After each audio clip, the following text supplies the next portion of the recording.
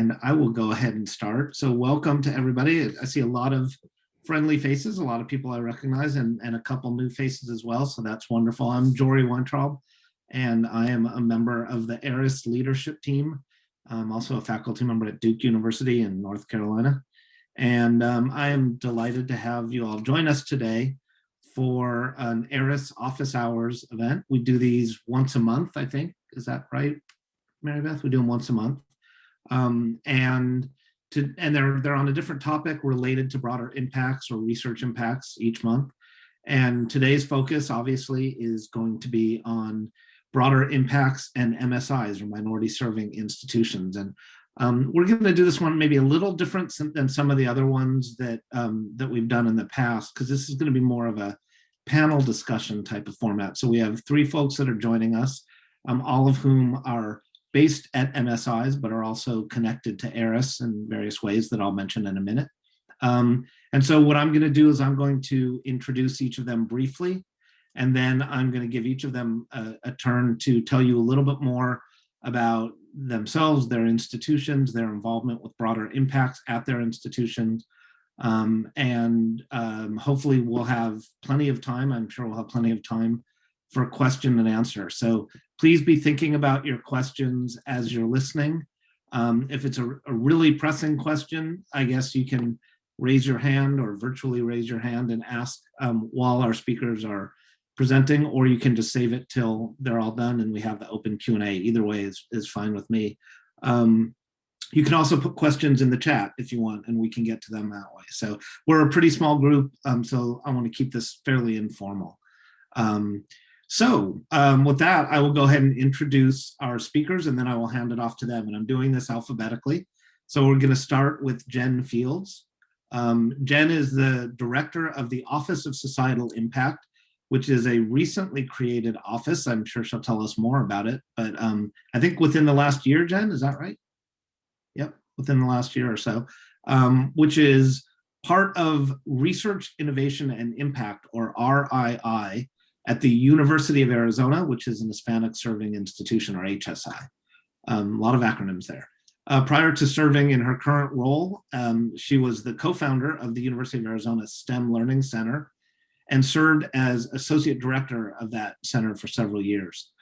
Jen's a specialist in STEM education and inclusion and has been instrumental in improving the education and career readiness of underserved and underrepresented students.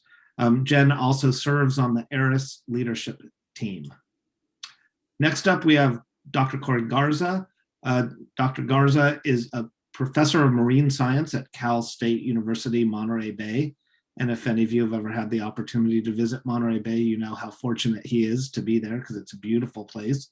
Cal State Monterey Bay is also an HSI, Hispanic Serving Institution. And Cory's research focuses on marine landscape ecology. He's also a fellow of the California Academy of Sciences and serves on the board of directors of AGU, the American Geophysical Union, as well as a number of other organizations. Dr. Garza is also active in education outreach, particularly in advancing participation of underrepresented groups in science. He's previously served on the board of directors of SOCNAS, Society for the Advancement of Chicanos and Native Americans in Science, and for the last 14 years has organized special programming at the SACNAS Conference on Marine Science. He also serves on the Diversity and Inclusion Advisory Committee for AGU and on the ARIS Council of Experts. And last but not least, we have Dr. Aditi Pai. Aditi is a professor of biology and co-director of Teaching Resource and Research Center, the Teaching Resource and Research Center at Spelman College, which, as you probably know, is a historically Black college in Atlanta, Georgia. Aditi is an evolutionary biologist who investigates questions on sexual selection and sexual conflict. As a science educator, she is funded by the NSF to investigate the impact of innovative curriculum, instruction strategies, and assessment practices on student engagement and learning. She served in several leadership positions at Spelman, including vice chair of biology and a co-director of an HHMI program there. And just like Dr. Garza, she's a member of ARIS's Council of Experts. So those are our panelists for the day. We're really excited to hear from each of them. And as I said, we'll give each of them a few minutes to tell us a little bit more about who they are and what they do. And then we'll open it up to Q&A. So alphabetically, Jen, you're going to go first. And I think you said you had no slides, so take it away. Thank you all for being here, by the way. Thanks so much, Jory, and you're correct. I do not have slides. We're all very busy these days, so I'm sorry. I'm going to just talk to y'all for a little bit about it. So as Jory said, my name is Jen Fields, and I am with the University of Arizona. We are the state's land-grant institution. We are a public four-year university. We're an R1, a member of AAU, and that being said, we are one of only 4 R1 AAU institutions, along with 3 others in California. There are only a handful of other R1s that are minority serving institutions. So as I talk a little bit more about it, that informs the fact that we approach broader impacts around our HSI status in a couple different ways. But I'll briefly give you a little background about myself. So for much of my early career, I would have considered myself a broader impacts practitioner.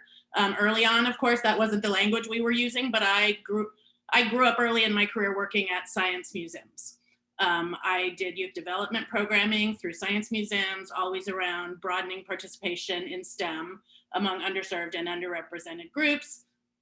Was the heart of what I did. But as you all know, when you work in science museums, you do a lot of broader impacts work, whether it's communicating science to general audiences, teacher professional development around STEM, and all sorts of different types of activities that fit under that broader impacts lens.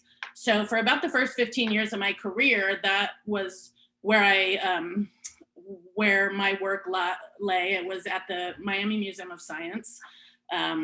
So we did a lot of marine science programming. And in fact, my graduate dissertation was around using informal marine science as a vehicle to recruit underserved and underrepresented populations into STEM, college study, and careers.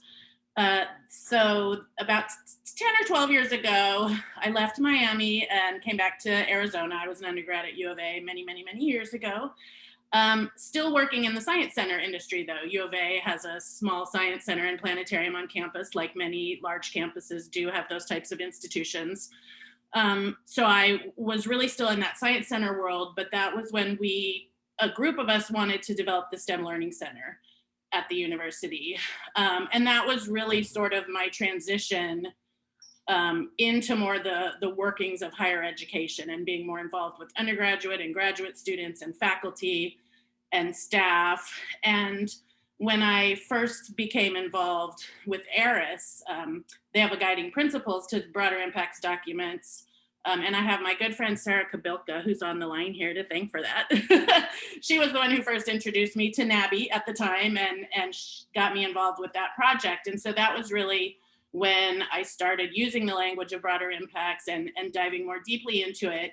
And when I left Flandreau and the STEM Learning Center, I actually joined our research development team at U of A. And so I was working directly with faculty, largely on whether it was an education plan, a broader impacts plan, a broadening participation plan. I was consulting with folks to help them with their proposals. And then about a year ago, as Joy said, U of A actually established the Societal Impact Office. And so we work with faculty on our campus in a couple ways. We certainly work broadly across campus with folks to just think about broader impacts in their proposals, even those that are not related to our status as an HSI. But I would say a huge part of our office is really around expanding research pathways for those who have historically had less access to research and research careers and high-tech careers. And that is a lot of how we leverage broader impacts for ourselves. As I mentioned, because we're a well-resourced R1 who happens to be a Hispanic serving institution, we do approach it in a couple ways. Because we're an HSI, we are eligible now for many solicitations where we wouldn't have been eligible before. For those of you who are not as familiar with the HSI status, one requirement is that you have at least 25% of your undergrad population who identifies as Hispanic, but then there are also some financial considerations that we of course have to get waivers for because we're just a huge institution. But the idea is to serve not only Hispanic students, but students who are really from low-income households. A lot of the waivers have to do with how well you're serving students who are Pell eligible and who are from low-income households. So it's funny because when we work with faculty, a lot of times in their proposals, they just sort of say, well, we're an HSI, so of course we're doing the work of HSIs. And we always tell them that's not nearly enough. You have to be very intentional about serving this to your students. So again, we work to really leverage existing programs and infrastructure at U of A in the name of better serving our students from low-income households and who are Hispanic. But then we also work with less well-resourced minority serving institutions. Most of the two-year colleges in Arizona are HSIs as well. We have a lot of tribal colleges. So we try to establish regional networks or certainly statewide networks where we can work in collaboration with less well-resourced minority serving institutions to do things like student exchanges or provide access to facilities for their faculty, access to research projects for students and faculty. So those are some of the ways that we leverage broader impacts to support our efforts around not only being an HSI, but as I said, also having a lot of relationships with tribal colleges as well. So I'll stop there for now and look forward to any questions you have later in the presentation. Great, thanks very much, Jen. Next up, we'll have Cory, and I think Cory's going to want to share his screen and show some slides, so you should be all set to do that.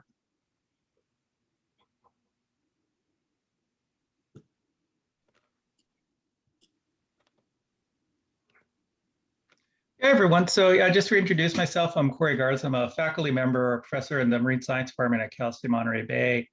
Beyond what I do as a professor, I also run a number of broader impact programs, primarily around increasing diversity in the ocean sciences. So we run a research experiences for undergraduates program. We're the only ocean science REU in the Cal State system. We actually run a PI on the West Coast branch of one of NOAA's cooperative science centers, the Center for Coastal Marine Ecosystems. So that's funded by NOAA's Educational Partnership Program with minority serving institutions. It's really designed to increase the diversity of NOAA's future workforce. And so we have our hands in a lot of different activities, both from an NSF and a NOAA perspective, from the basic science to the applied perspective. And I really was just going to talk to you about, just for the next 5-6 minutes or so, is just about our experience in engaging in broader impacts, both my own experience as a grant reviewer. I do a lot of reviews for NSF, and primarily a lot of them around broader impact, but also from writing broader impacts. And so I'm just hoping that you can take something away from this.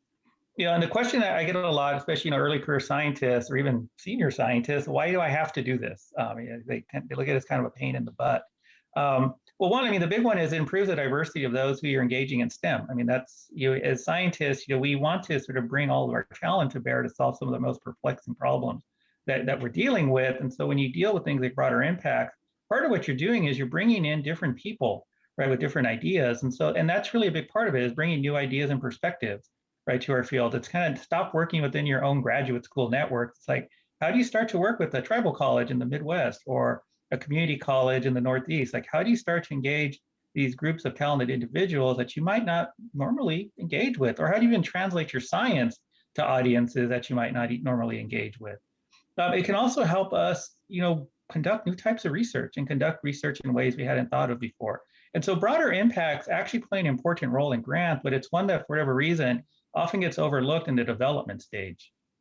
And from a reviewer's, perspective, when I look at a broader impact, these are some of the things that I look for right off the bat. For the first, are the broader impacts well-resourced and supported, right? And what I look at are the budget dollars. If I see you've written a $700,000 NSF grant and you've only allocated $20,000 to the broader impact, I know you're not taking it seriously.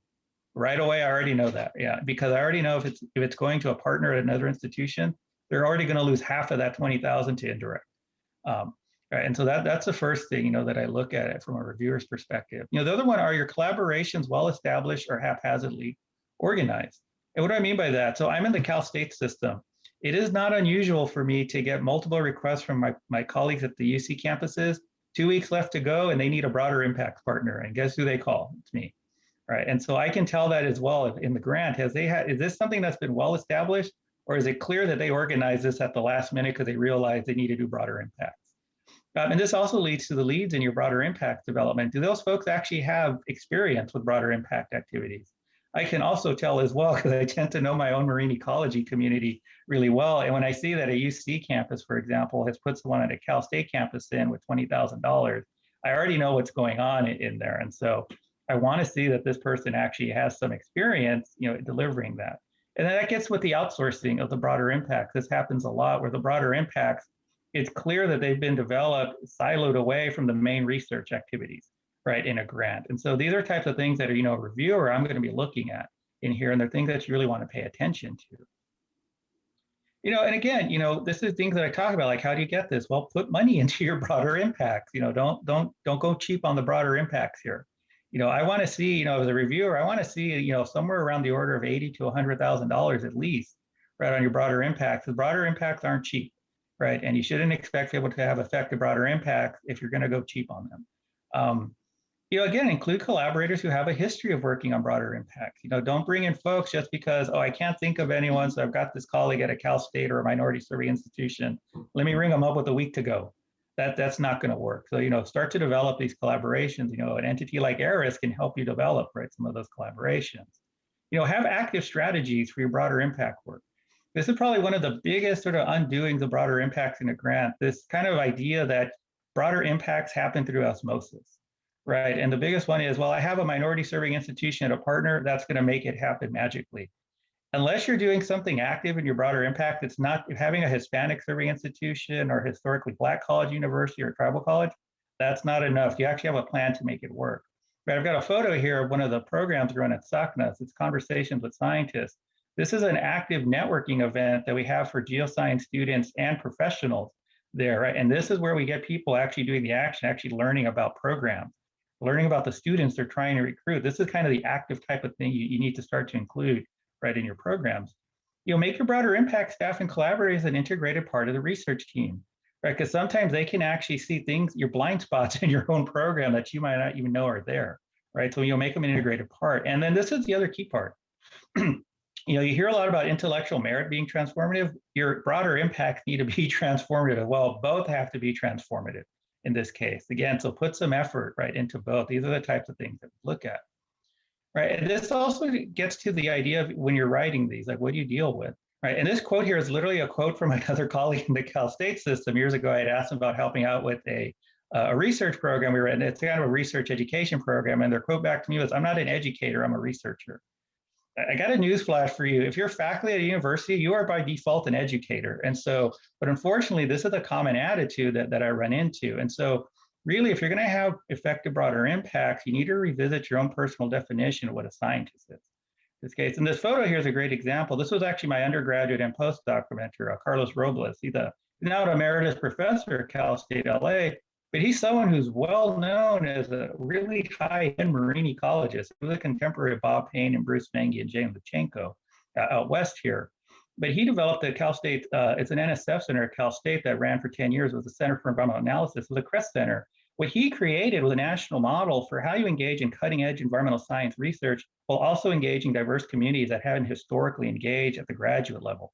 And there are actually a number of his students are actually in high-end positions at NOAA, a number of professors nowadays, right? And some are actually with, are kind of just finishing up PhDs and postdocs, right? So you can do this. You just have to be willing to do it and revisit what your actual goals are with broader impacts, right? And at least for us in the Cal State system, right? We are the largest university system in the US. We actually have 23 campuses. I think we have like 500,000 students enrolled across all of those campuses, right? And most of us are actually full MSIs, which means you have about 50% or more of your student populations identify as minority or Hispanic serving institutions. One of the things that we do sort of derive beyond just serving our students, we learn from them. Like, what are the barriers that you're working with as a Hispanic student, a first generation student, you're a US veteran coming back to college? Like, what are the obstacles you're dealing with? that actually plays effectively. We learn a lot, and I learn a lot when I develop my broader impacts. I learn about my own blind spots that I don't know that I have, right? And so, even in the Cal State, and these are things you might take back is, we're actually encouraged to integrate our research into our teaching, right? Could you have grants that you can do this with? Like the photos here from one of the classes I teach, where I'm actually bringing in instrumentation we bought the Ranoa Center for research, but we're also allocating it into some of our teaching to engage our students into the next generation research technologies as part of their undergraduate training. And so can you effectively do that? And then you can also think more past, just race, ethnicity, and gender. Those tend to be the default components that we look at. But think about other groups that might not normally engage in, where I am at Ocean Sciences, U.S. veterans, individuals with disabilities, LGBTQ groups. Are there broader societal impacts? I work in marine science, so a lot of my work also goes in looking at things like fisheries and marine protected areas, right? So I think about some of those components as well, right? And so are there other ways that you can do this? Because it's not just kind of a one or the other thing. There's multiple ways that you can do this, right? And then just closing out, when you're developing your broader impact activities, you need to think of yourself as both the researcher and the educator, not one or the other. Because if you do that, your broader impacts aren't going to be that impactful in the larger context of a grant. And both your project's intellectual merit and the broader impact should be transformative. And then finally, I'm going to hammer this home, resource your broader impact activities with both sufficient funding and contact experts to make them effective. Because without that, your broader impacts aren't going to be successful, especially in the review process. They're going to come across as haphazardly put together and not that transformative. And so I would strongly encourage you in doing this, properly research your broader impacts before you put something like this out in a grant proposal. And so I'm going to stop my share. And that's great. Thank you so much, Cory, for that wonderful advice. I just sent a behind the scenes text message to my colleagues here on the training team at ARIS saying we should recruit you for the ARIS training team because you did a great job there. So we know you're busy, but we're going to get our hooks into you. But so next up we have Aditi Pai, and Aditi will talk about her experiences at Spelman College in Atlanta. Hi everyone. As Joey said, I'm Aditi. I work at Spelman College, which is in Atlanta, Georgia. And I'm not assuming that you know very much about the institution that I'm here to represent. So I'll start by telling you a little bit about that. Spelman is a very small, selective liberal arts college, and it's a historically Black college for women. We have been around since 1881. Some things I wanted to mention up front because it'll help you understand our perspective on broader impacts, is that we are ranked number 54 among the top small liberal arts colleges. We are ranked number 19 for best undergraduate teaching and among top 100 for best value schools. So right away, you know that we really value undergraduate teaching, but we don't have that much money given the best value statistic. The other thing I want you to understand is that as I'm speaking to you, I'm speaking not just from my perspective, but from the perspective of the biology department at Spelman, where I've been for 15 years. We have about 11 faculty members, some permanent instructional staff who we call lab educators and lecturers, a bunch of postdocs. We have 350 majors, one of the largest majors on campus. And our faculty have active research labs, and we have technicians in our lab. Just some more background information. And so when Joey invited me to be on the panel, he had some guiding questions, and I didn't want to forget any of them. So I actually created the slide deck just to keep me on task. So one of the things he asked was, what do the broader impacts look like from our perspective? So from the perspective of a small, historically Black college for women, with 11 faculty members in our department, in the last 15 years, if I look at the grants that were funded for the faculty in my department, this is what our effort looks like. So most of you probably already know, if you're here, you're interested in NSF grant writing or are already funded by it.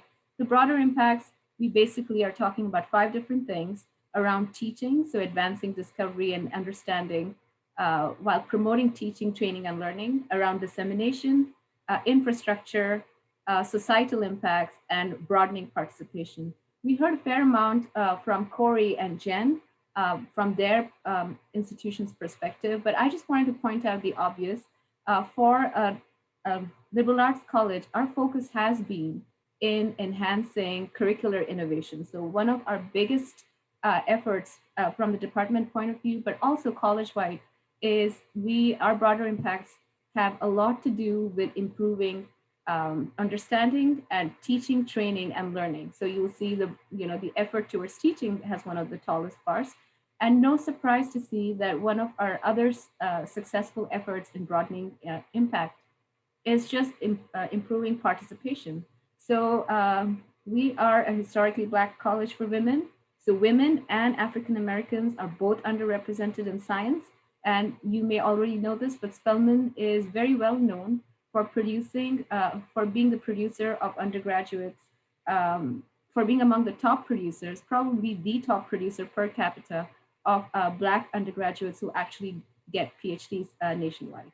So that has been our sort of success in the broader impact efforts for the NSF work that we've been doing. One of the questions that Jory asked was, how does my institution, students and faculty benefit from broader impacts criteria? There's nothing different here from what you heard from Cory or Jen. We benefit intellectually because our labs and faculty do better from this work when we partner with other people in a meaningful way. And we see lots and lots of training effort for student staff, postdocs, technician, faculty in the newer technology. Something that Cory mentioned explicitly was the access to new instrumentation. And something Jen also mentioned, just the providing access to training with new stuff. And one of the things that may not be so obvious is that because our tuition isn't so high, the student support actually goes a long way in helping them actually graduate from Spelman. So student support and research funds are really, really helpful in terms of financing our students' time at Spelman. So that was one of the first questions from Jory. The other thing was he asked, what are the challenges we face? And of course, this is no surprise to anyone who is at any kind of academic institution. It's always time and money. So our teaching and service load is fairly high. So trying to do meaningful work, requires time to think about it, and trying to create partnerships with other institutions, again, requires time and money. So that is a constant challenge for us. And the other one is infrastructure, which has come up a couple of times when you heard the other panelists discuss. Maybe we can talk a little bit more about it, but it's not always possible to have the best research infrastructure at smaller colleges, given the limitations of space and money. So that's something that is a constant challenge for us.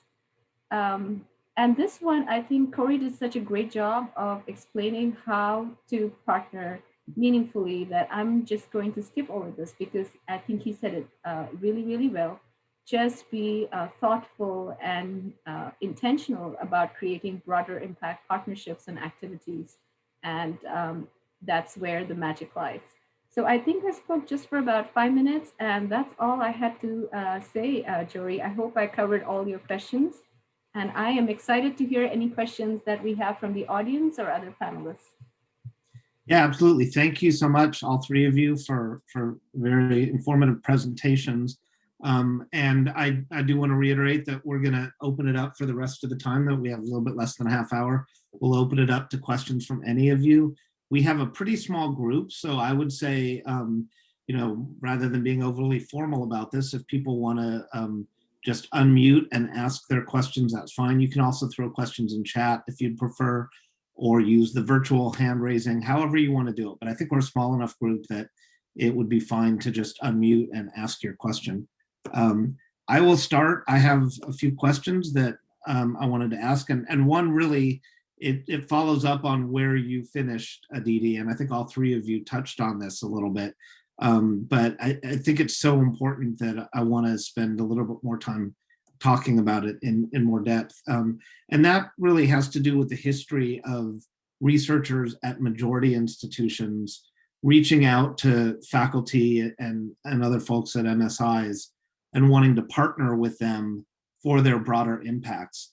And, I think if anyone has experience with this, you've probably heard stories. I know I've certainly heard many of them about these partnerships not actually being really true equitable partnerships.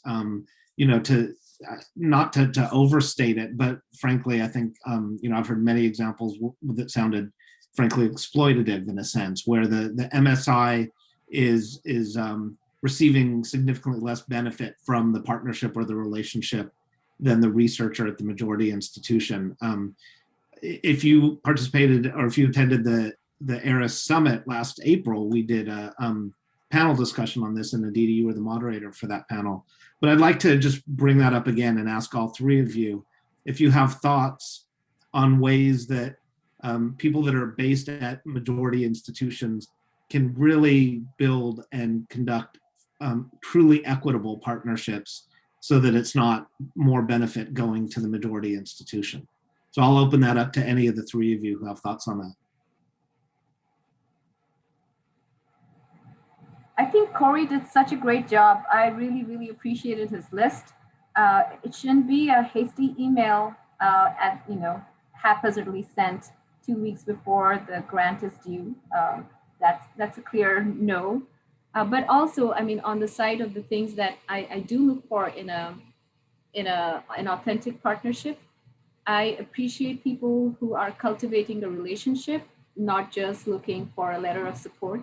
So people who take the time to understand the institution we are at and understand the kind of research that takes place there, understands the kind of curriculum we offer to the students, so they know what our students can bring to their labs if they're looking for student researchers in their lab, and not someone who just have two people come and maybe not do anything very meaningful with the students. For example, just have them show up to lab, run a bunch of, wash a bunch of test tubes, that kind of activity. So I think only when a person truly understands who they're dealing with, what kind of students they might get, can they devise a meaningful partnership or a meaningful activity with Spelman as partner. So I think Cory's advice is on point, and everybody needs to hear that. Great, thanks. Cory or Jen, do you have anything to add to that? Sure, I can add a few things. And, it's funny that you say this, because even though we are an HSI, I sort of view us more as the majority institution who oftentimes is doing a disservice, as you described, Jory. So a couple examples, particularly around our work with tribal colleges. I can't tell you how many times researchers will just decide that they want to work with a tribal college and want to work with Native American students and faculty. And the first question I always ask is, great, and do you already have a partnership established with any of the tribal colleges?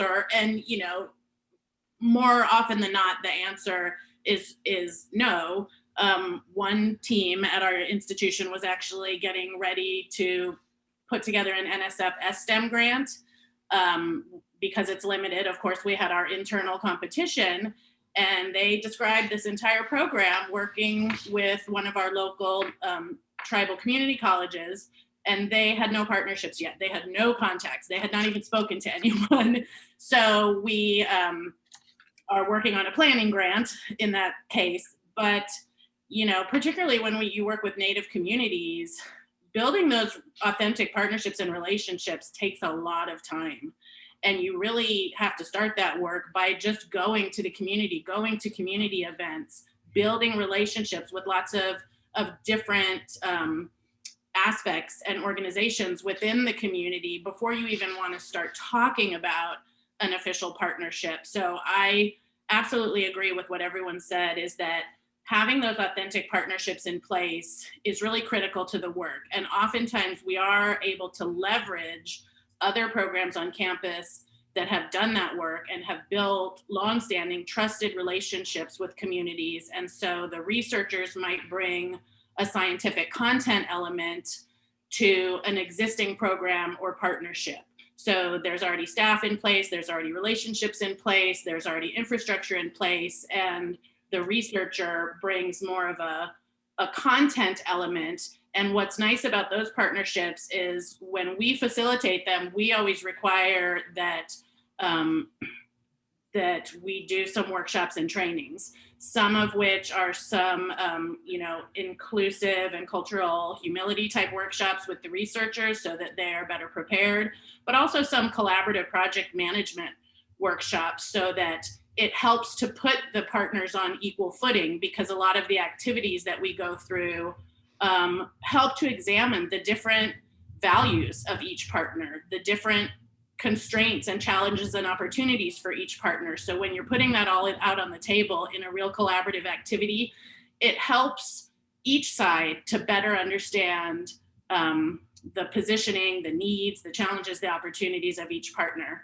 On the side of the resources being allocated, that's something that comes up time and time again. Everyone wants to like throw pennies at it, it seems. And so one of the strategies we have taken is that because we do try to leverage and work through existing infrastructure, we've created some sort of like fact sheets so that like, if you want to do a summer REU type experience, here's what it costs. Here's what you need to put into your budget. If you want to create an exhibit at the Science Center, here's a small exhibit, here's a medium or large exhibit.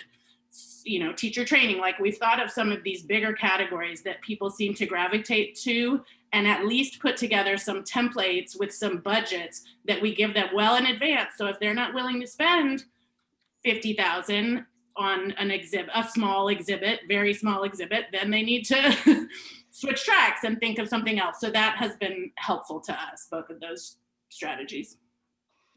Yeah, I mean, I would just add, it does take some footwork to do this, and it's something we're not trained. When you come with your PhD, when I came here, one of the first things I did was start to get to know my community. And, I've run into colleagues, I went to graduate school with, is they still have the, and I think it had to do where I went to graduate school. There's a big emphasis on traveling internationally for your research. They don't really focus, like they build out programs that go somewhere else. And so that actually doesn't include like their local surrounding communities, which can be a little bit tough. So like here, our programs, we work pretty closely with our community college networks, and it was one of the surprising things is that, we didn't have, the most sort of solid relationships with some of the community colleges here, but, now within the last, few years or so after we got the REU, we've got tighter connections, especially there's one further up north called Cabrillo by Santa Cruz, and here Monterey Peninsula College, we do a pretty good job with, and that's part of it.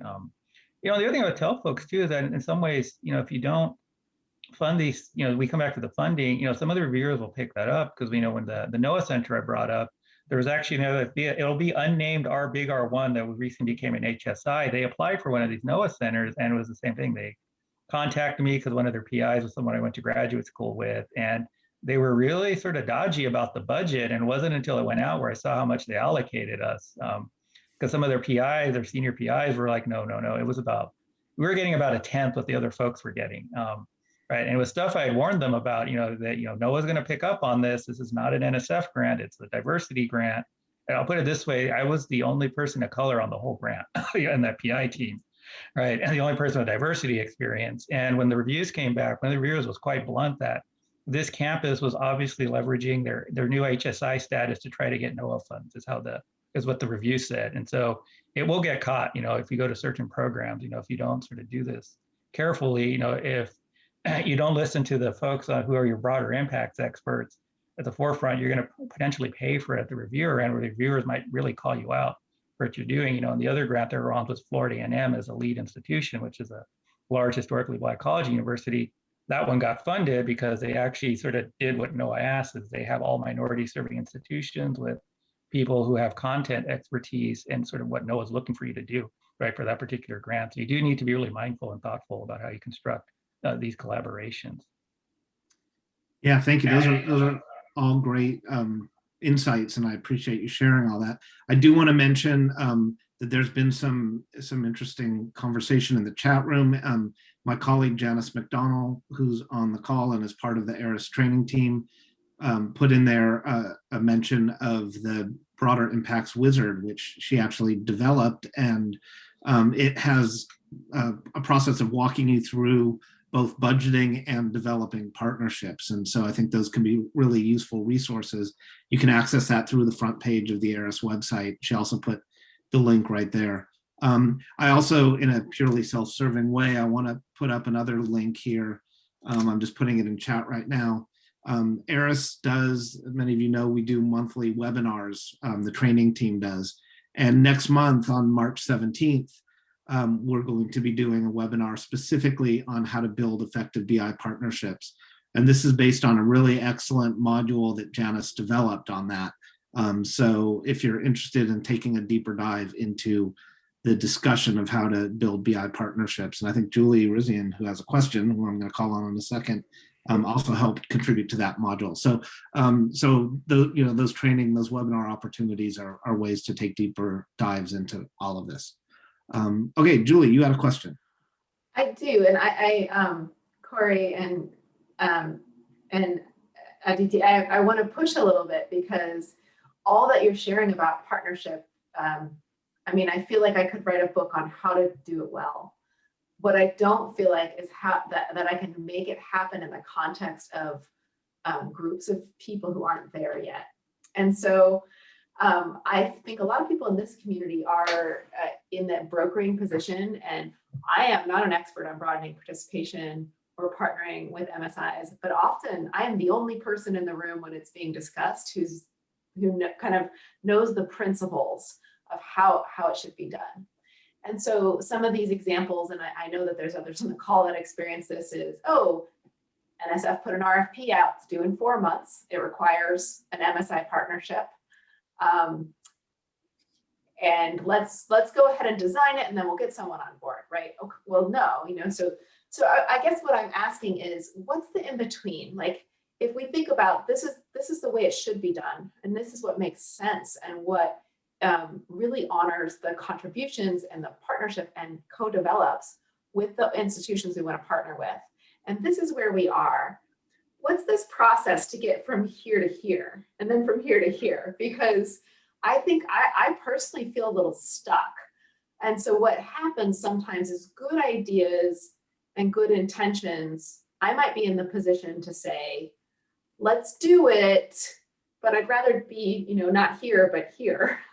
Or let's not do it until we can get here. And I'm not always sure what the right thing is to do, right? So I can tell you that for like big scale grants and centers and things like that, administrators and those who are pushing those things forward, they can't hear and what I tell them, which is it's 2 years to build the kind of relationship you need to co-develop a proposal that fits this. They're going to climb the ladder in 2 years. They're not even going to be here or be able to get credit for that. And I don't mean to be so cynical, but many of you on the call know that I am. But I do want to push, like, help me get from, we're doing a poor job. We expect that reaching out to an MSI, I don't mean to throw my own institution under the bus, but reaching out to an MSI is such a gift to them, right? To let's get closer to the ideal, even if we can't get there. And maybe I would also ask, and this probably is less relevant for University of Arizona because they may be offending in the same way sometimes. What's the appetite to partner in that movement towards a better way from your point of views, from your own institutions? I could. Go ahead. I was gonna say that some ways that I've done that lately is when I am in that room with people who seem to have already figured out the plan without even speaking to the partner, I sometimes give pushback to ask, how do you know that that's what the community wants? How do you know that that approach will work with this community? And sometimes when I put that just blunt question out to them, they all of a sudden have to realize, oh, I guess I don't know because I don't have a partnership. I haven't spoken to anyone. So at least sometimes just by very bluntly putting those questions on the table, not so much about, so, if I say, do you already have an established partnership? No, we don't. And then follow that up with saying, well, how do you know that this is what that community wants? How will you get input from the community as to whether this is helpful for them, both in the sense of the content and the action, but also the methodology? We've talked a lot at our institution lately about, you know, the institution as the savior and always coming in with that attitude and being, you know, having very Western perspectives on what research is and how research is conducted. And so really pushing those conversations forward about, you know, that the community needs to, you know, your project, if you really want to truly have a partnership, and it might take a while to get there. I agree, 2 years is like bare minimum for some of these partnerships to develop. But that seems to at least have them step back and think about the fact that they are planning this completely in isolation and really have no idea if that partnership, if who they're proposing to be partnered in this activity would gain any benefit from it or have any interest in it. And I guess I to clarify a little, Aditi and Cory, one of the things I'm asking, and I'll use a corollary conversation is, you know, you can sometimes, as questioning like that ends up putting the potential partnership that has yet to be like in its place, and you sort of, people who are interested in going in that direction and being good at that, but don't quite know how, you can end up pulling them back and saying, no, you have no right to do this, no place to do this. And I think about, you know, the same, like having conversations about racism when you don't have the language, we can often say, well, you don't have the language, you don't get to have that conversation, but we're actually just making it worse, right? And so I want to ask, like, how do we encourage it without damaging, creating potentially damaging situations?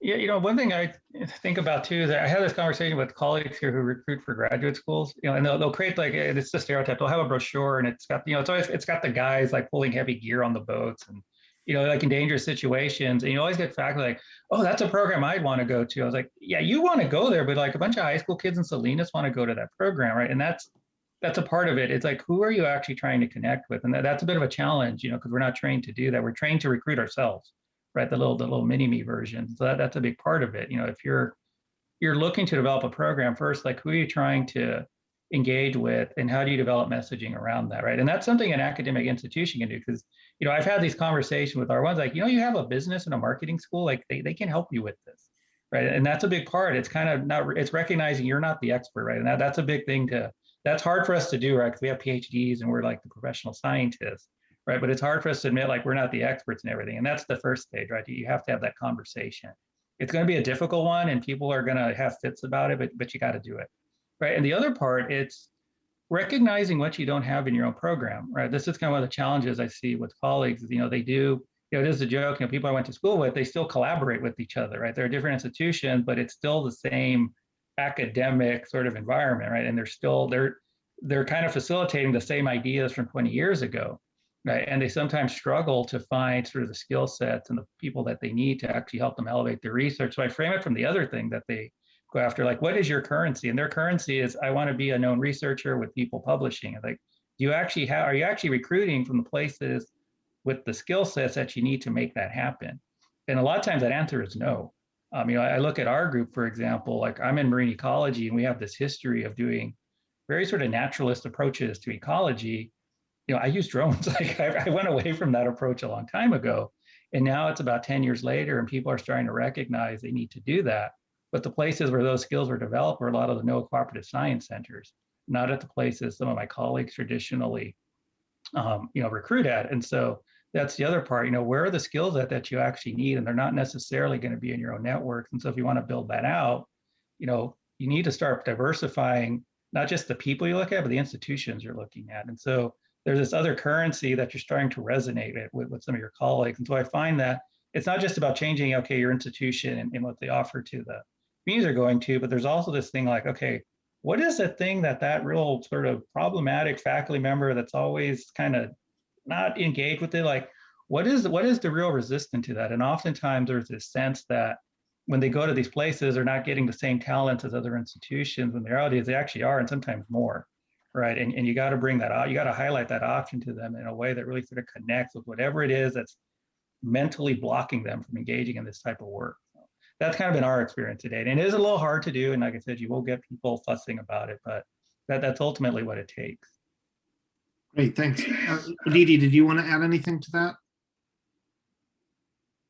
I think both Jen and Cory have spoken eloquently, and I don't have much to add to that. I noticed there are 2 more questions in the chat. So Yeah, there are 2 questions in the chat, and first Sarah Kabilka had a question. So Sarah, you go first, and then we'll get to the chat. Thanks, Jory. So we all know how COVID-19 has been exceptionally disruptive to so many communities that you are specifically focused on at your institutions. I'd like to take maybe a positive spin on that. How can we take advantage of how things have been disrupted and all of the upheaval to better serve your institutions and change things? Is there a way?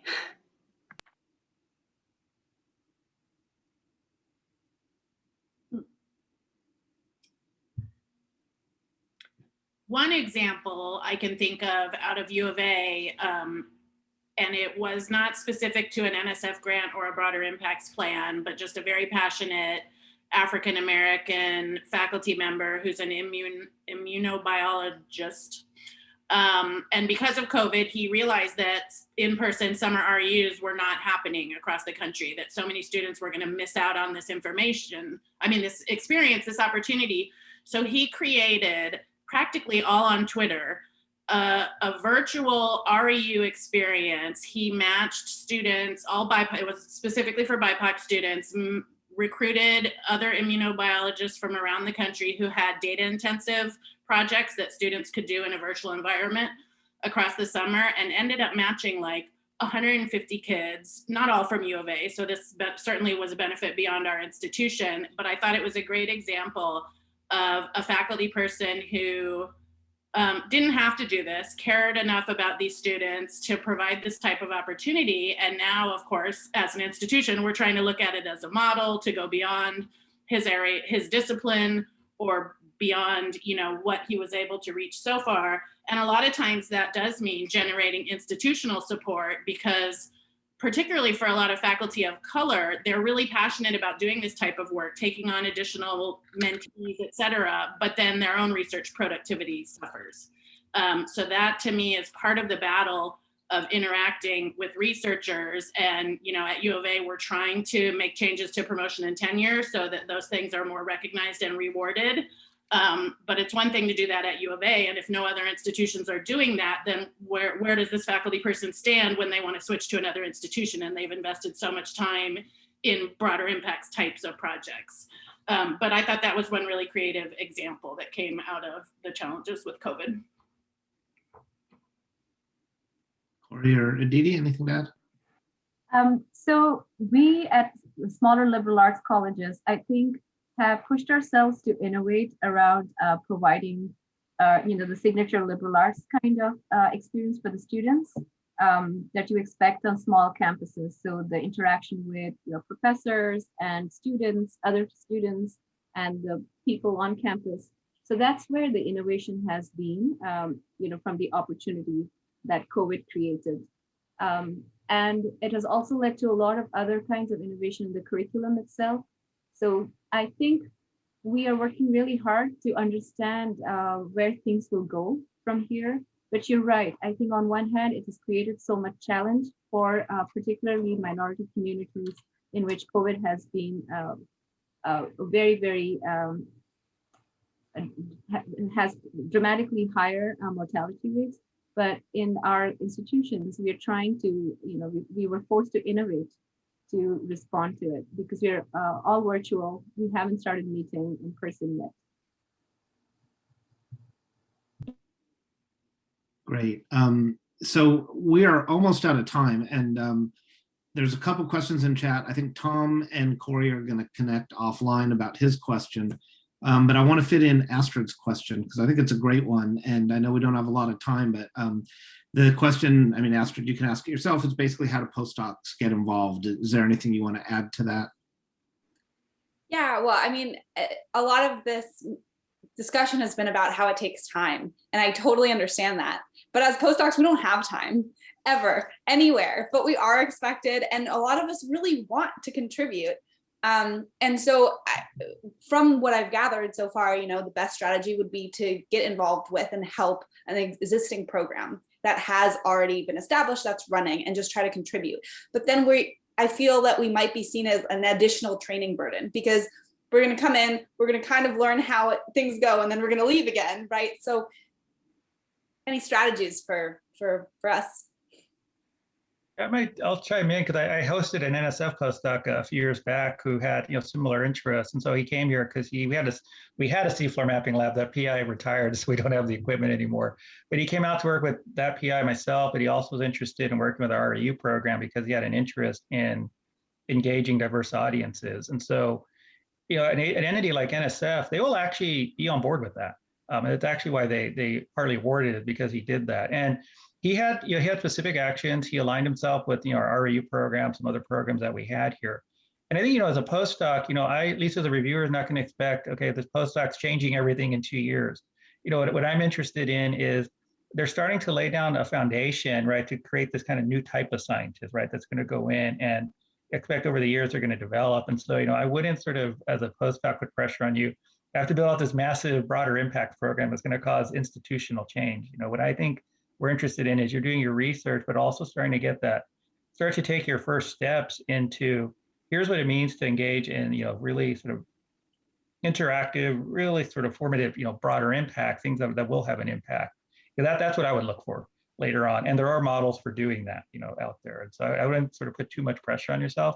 But just one last thing, just also think about the institutions, right, you might be applying to, and do they actually have some of that infrastructure to support that interest, right, that you're interested in working on. Aditi or Jen, anything to add to that? Ways postdocs can get involved? Well, I think one thing is also, and Cory was just sort of alluding to this at the end, is it's a great time for you to be thinking about really where your passions lie. Do you like working with K-12 students? Do you like working with undergrads? Do you like public communication of science and these public institutions? To start thinking about where your personal interests and passions interact with how you think you can use your scientific research in one of those avenues. So, and then start trying to have some experiences in those realms, so that as you're moving up in your own career, you kind of have already started to think about what direction you want to take, and be looking at it as more of a lifelong direction, as opposed to like each project is a different approach. I'd say that, confession, when I was a postdoc, I didn't really think about broader impact at all. I was very much, brought up with the view that you became an academic to do science and publish science. And so if as a postdoc, you're already thinking about how to, think of yourself as something bigger than, someone who creates, does experiments and publishes it, I think that's a great start. I think you have the right, you have the right mindset. So I think at the postdoc stage, if you're cultivating the right mindset, creating the strategy, as Jen and Cory said, I think you're really, really doing everything that's possible for that stage. So I think it's great that you're even asking that question. Yeah, so unfortunately, we are out of time. The hour flew by. We're actually a minute over now. So I don't want to keep people. I know people have other places to be, but I just want to thank all three of our panelists, Cory Garza, Aditi Pai, and Jen Fields, so much for taking an hour out of your day to share all this wonderful information and insight with us. And thank everyone else for being here and for being engaged and asking great questions. And visit the ARIS website. We are going to continue to do our monthly office hours. We're doing our monthly webinars, so lots of opportunities. And in fact, for those of you who don't know, you can actually join ARIS for free through the end of this year. So join ARIS, become a part of our community, and you can have this fun all the time. So thanks again, everybody. We appreciate you being here, and especially thanks to our panelists. Have a great day. Stay warm.